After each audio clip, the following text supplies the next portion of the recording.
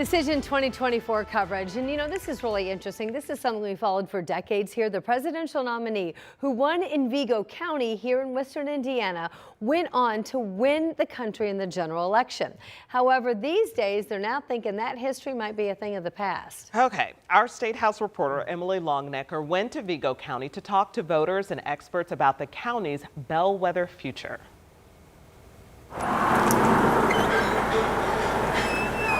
At Bez's restaurant in Terre Haute, Thursday's daily special, country fried steak.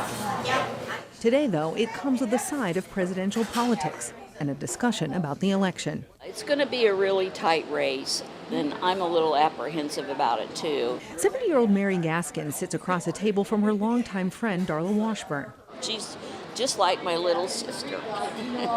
And while the two friends enjoy sharing a meal, they don't share the same views when it comes to who they'd like to see as the next president. Gaskin's is for Donald Trump. Under his watch, I was doing really well financially. Washburn is voting for Kamala Harris. I think it would be exciting to have Kamala as our first women president, but I won't throw a fit and I won't say there's cheaters if Donald Trump wins. In the 2020 presidential election, Vigo County, where both women live, went for Donald Trump. The country, though, elected Joe Biden.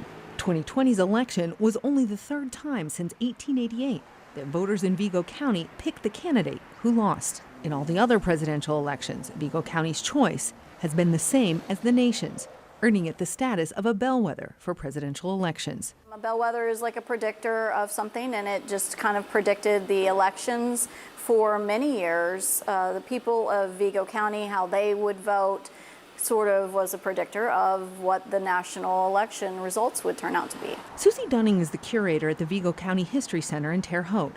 Around every corner, there are echoes of Vigo County's past. One thing we often say here in Terre Haute, and this was written by our local poet Max Ehrman, is that Terre Haute is the world in miniature.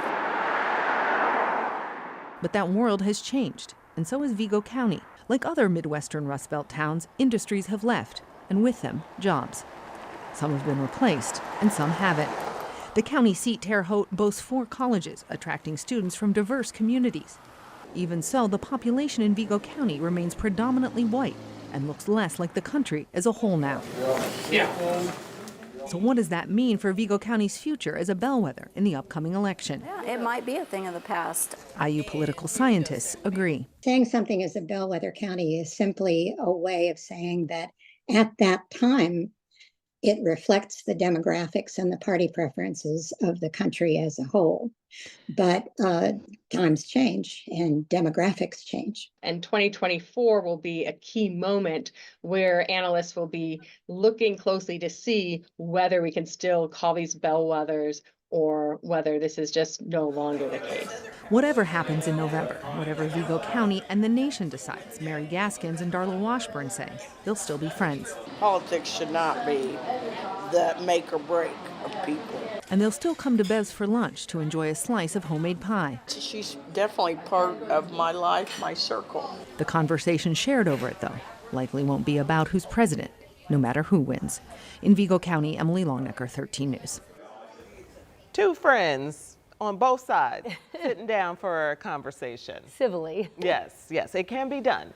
Nearly 14,000 Vigo County residents voted in the May primary. Now, here's the breakdown. About 60% voted Republican, 41% voting Democrat.